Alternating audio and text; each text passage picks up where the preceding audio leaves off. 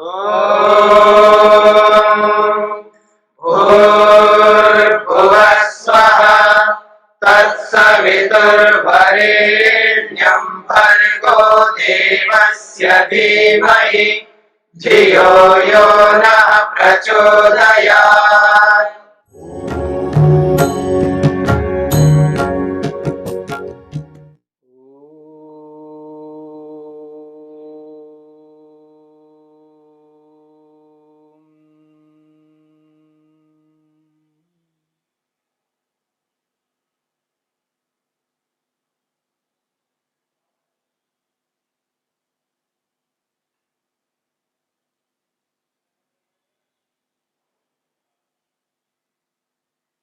मनुष्य अपने प्रयोजन को पूरा करने के लिए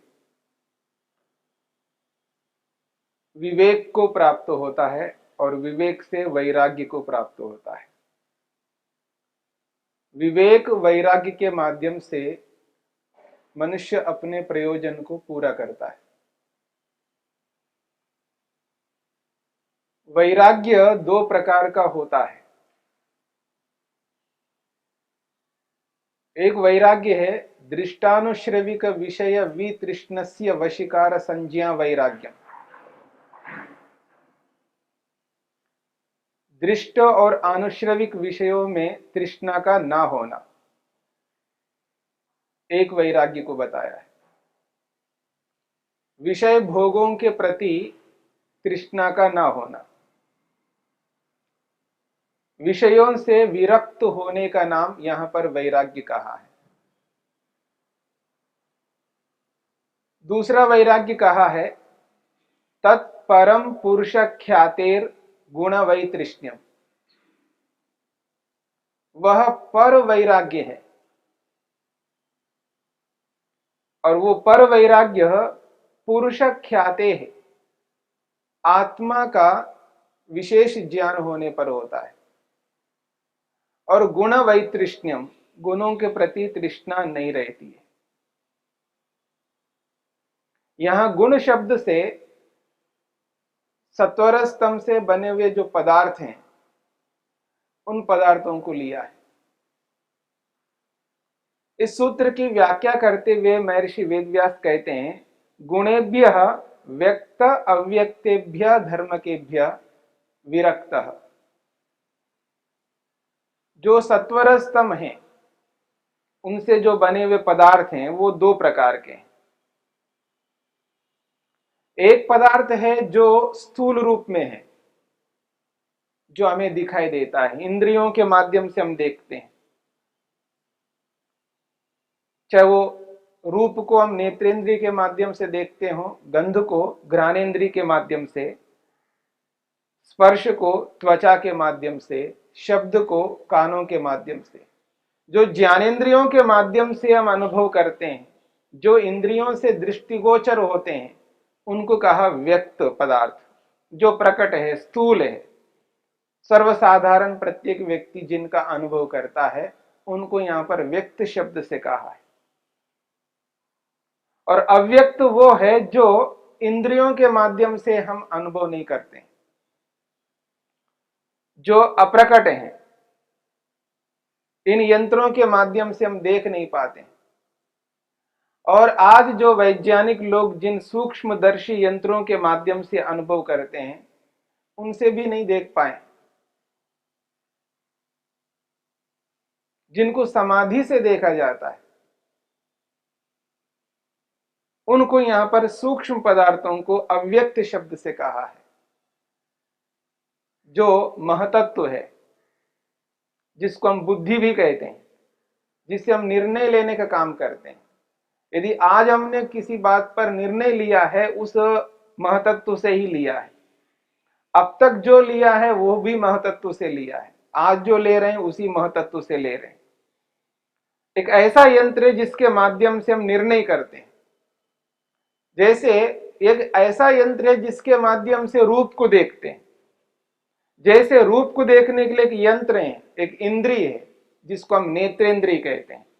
ठीक इसी प्रकार जिस प्रकार से रूप को देखने के लिए एक सूक्ष्म यंत्र है जो दिखाई नहीं देता है, ऐसे ही निर्णय करने के लिए भी एक यंत्र है जिसको महतत्व कहते हैं।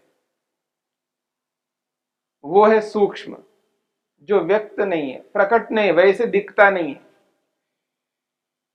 तो जैसे महतत्व है वैसे ही एक अहंकार है जिससे आत्मा स्वयं का अनुभव करता है। उस यंत्र के माध्यम से मैं हूं इसका एहसास करता है। उस अहंकार को भी यहां पर अव्यक्त शब्द से कहा है। मन को, जिस मन के बारे में हम समझते हैं, जानते हैं, लेकिन उसको देख नहीं पाते इंद्रियों से, जिसके माध्यम से मनन करते हैं, चिंतन करते हैं, उस मन को भी यहां अव्यक्त शब्द से कहा है। और ज्ञानेंद्रियों को भी कहा है, जिन इंद्रियों के माध्यम से हम जिनका ज्ञान प्राप्त करते हैं, वो इंद्रियां भी दिखती नहीं है। आंख तो दिखाई देता है, पर ये गोलक है, इस गोलक के अंदर रहने वाली जो नेत्रेंद्रिय है वो दिखाई नहीं देता है, वो भी अव्यक्त है। तो ज्ञान को प्राप्त कराने के जो पांचों साधन है, पांचों ज्ञानेंद्रियां हैं, उनको भी अव्यक्त शब्द से कहा है। और जिनके माध्यम से हम कर्म करते हैं, जिन हाथों से हम कर्म करते हैं, ये हाथ इंद्रिय नहीं है, इस हाथ के अंदर जो काम कराने वाली इंद्रिय है, हस्तेंद्रिय कहते हैं, वो दिखाई नहीं देता है। ऐसे ही पांचों कर्मेंद्रियां हैं जिनको यहां पर अव्यक्त शब्द से कहा है। तन्मात्राएं भी हैं जिनसे पंचमहाभूत उत्पन्न होते हैं, उनको भी अव्यक्त शब्द से कहा है। तो ये सारे के सारे पदार्थ अव्यक्त हैं जो इंद्रियों से दिखाई नहीं देते हैं। उन अव्यक्त सूक्ष्म पदार्थों को यहां पर ग्रहण किया है अव्यक्त शब्द से। तो वो कहते हैं गुणेभ्यः, जो गुण है, सत्वर स्तंभ है, उनसे बने हुए धर्म है, व्यक्त अव्यक्त रूपी धर्म, उन समस्त पदार्थों से विरक्त हो जाता है। अपर वैराग्य में भोगों से विरक्त होता है। दृष्ट और आनुश्रविक विषय जितने भी भोग हैं, जिन भोगों को अपना करके व्यक्ति जो सुख लेता है, सांसारिक सुख लेता है, वहां उन भोगों से विरक्ति की बात कही है। तो ये जो विरक्ति है, ये भोगों से विरक्ति है। और यहां पर कहा है उन भोगों को प्राप्त कराने के जो साधन है, महतत्व है, अहंकार है, उनसे भी विरक्ति कहा जा रहा है। यानी आत्मा शरीर में रहना नहीं चाहता, आत्मा इन इंद्रियों के साथ जुड़ करके नहीं रहना चाहता। और जिस मन के माध्यम से जितने भी हम सोच विचार कर रहे हैं, उस मन से भी जुड़ करके नहीं रहना चाहता। जिससे निर्णय हम ले रहे हैं, उस निर्णय करने वाली बुद्धि से भी जुड़ करके नहीं रहना चाहता है, उनसे भी विरक्त होता है, उनसे भी पृथक होता है। इसलिए इसको कहा पर वैराग्य। महर्षि वेदव्यास ने कहा है दृष्टानुश्रविक विषय दोष दर्शी विरक्त पुरुष दर्शन अभ्यासात्। पुरुष दर्शन अभ्यासात्, आत्मा का जो बोध है, आत्मा का जो ज्ञान है, उसका जब हो जाता है, उसका जो दर्शन हो जाता है, उससे समस्त विषयों से वो विरक्त होता है। यहां आत्मदर्शन से आत्मा के जितने भी गुण हैं उनका बोध होता है, उनका साक्षात्कार होता है। आत्मा का यथार्थ स्वरूप जब सामने आ जाता है तो उसको पकड़ में आता है कि मैं तो शुद्ध हूं। अब तक मैं अशुद्ध अपने आप को मान रहा था, अपने आप को कामी, क्रोधी, लोभी, मोही ऐसा मान रहा था, अहंकारी मान रहा था अपने आप को। वास्तव में मैं अहंकारी नहीं हूं, क्रोधी भी नहीं हूं, ईर्ष्यालु भी नहीं हूं,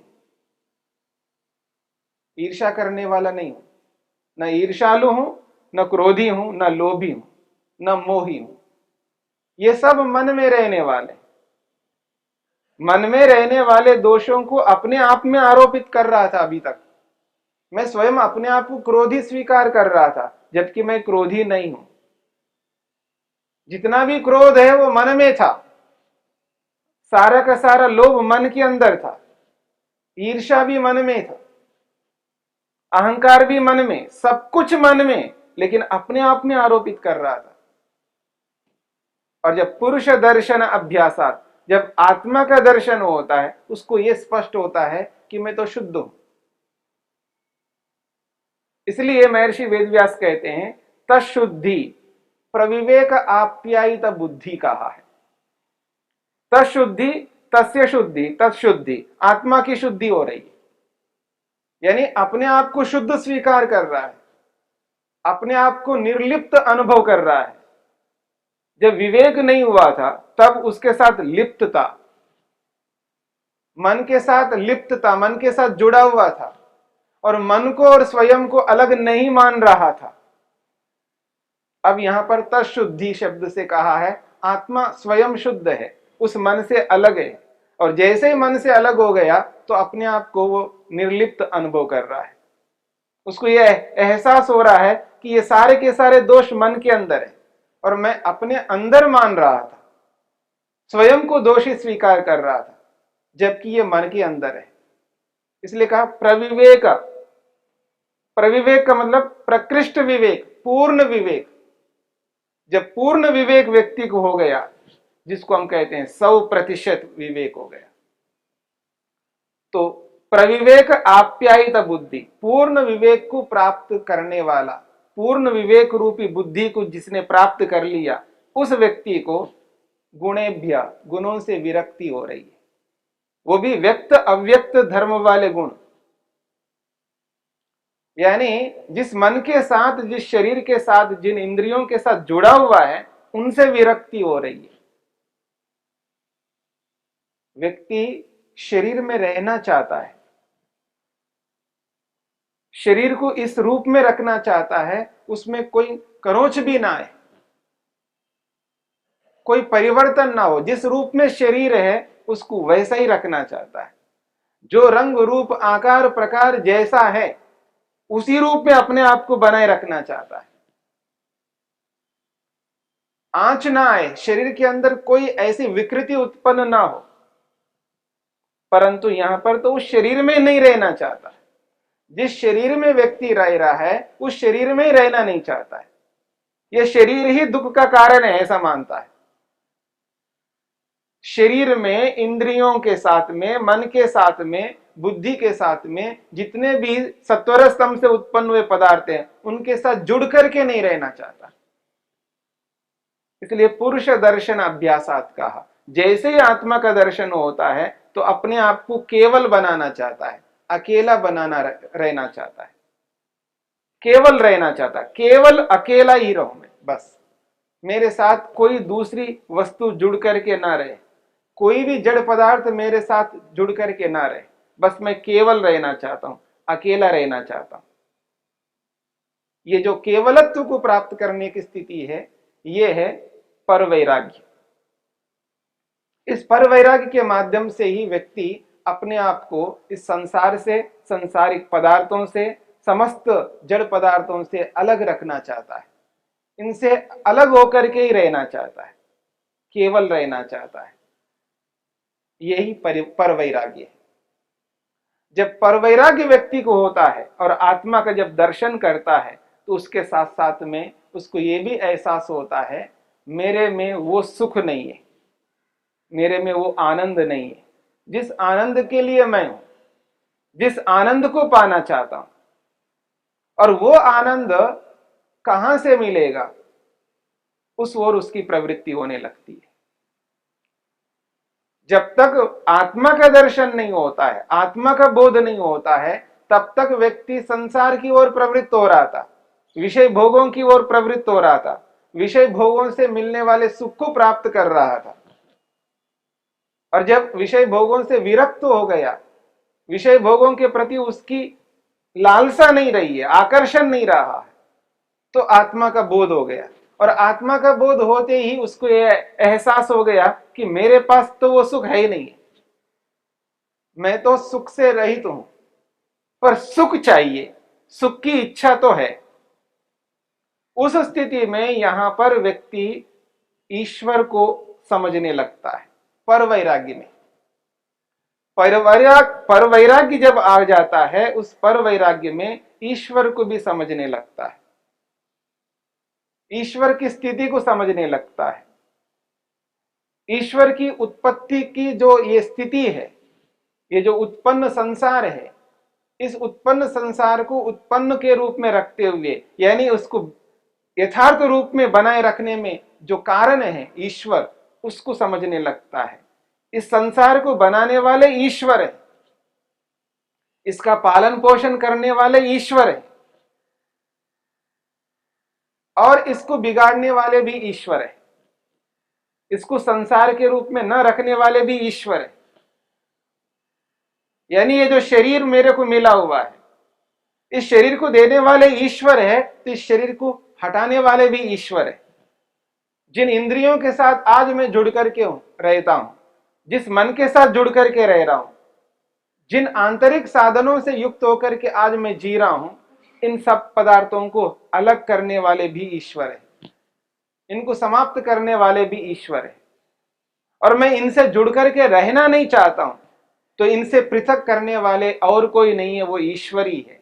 जब ऐसा बोध होने लगता है व्यक्ति को, तब व्यक्ति को स्पष्ट होता है इस संसार में मेरे को केवल दुख मिलेगा, जब तक संसार में रहूंगा तब तक दुख से मैं मुक्त नहीं हो सकता हूं। दुख से मुक्त होने के लिए मेरे को ईश्वर को अपनाना होगा, ईश्वर ही मेरे को दुखों से पृथक कर सकता है, ईश्वर ही ये समस्त साधनों से मेरे को अलग करके अकेला बना सकता है। मैं अकेला बनना चाहता हूं, केवल बनना चाहता हूं। ये जो स्थिति है, यही पर वैराग्य है। तो दोनों वैराग्यों में अंतर है। एक विषय भोगों से मुक्त होना केवल उद्देश्य है, विषय भोगों से रहित होना उद्देश्य है, विषय भोगों के प्रति आसक्त का न होना एक उद्देश्य है, वो है अपर वैराग्य।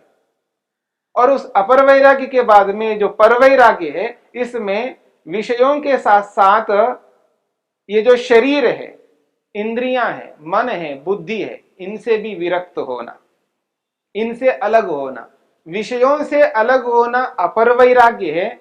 और जो प्राप्त साधन है, जिसके साथ जुड़ करके आत्मा रह रहा है, उनसे भी अलग होने की जो भावना है, वो पर वैराग्य में है। इसलिए यहां पर कहा गुण वै तृष्ण्यम, गुणों के प्रति भी तृष्णा नहीं रहती है। यहां गुण का मतलब है उन गुणों से, यानी सत्वर स्तंभ से बने हुए जो सूक्ष्म पदार्थ आत्मा के साथ जुड़े हुए हैं, उनसे भी तृष्णा रहित होना, ये विशेष स्थिति है।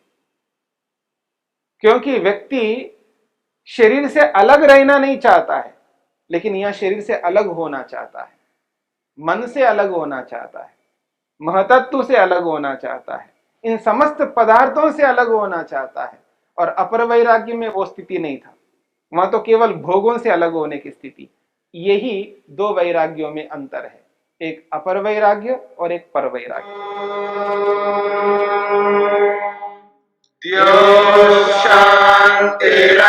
शान्तिरन्तरिक्षं शान्तिः पृथिवी शान्तिरापः शान्तिरोषधयः शान्तिः वनस्पतयः शान्तिर्विश्वे देवाः शान्तिर्ब्रह्म शान्तिः सर्वं शान्तिः शान्तिरेव शान्ति क्षमा शान्तिरेधि। ॐ शान्ति शान्ति शान्तिः।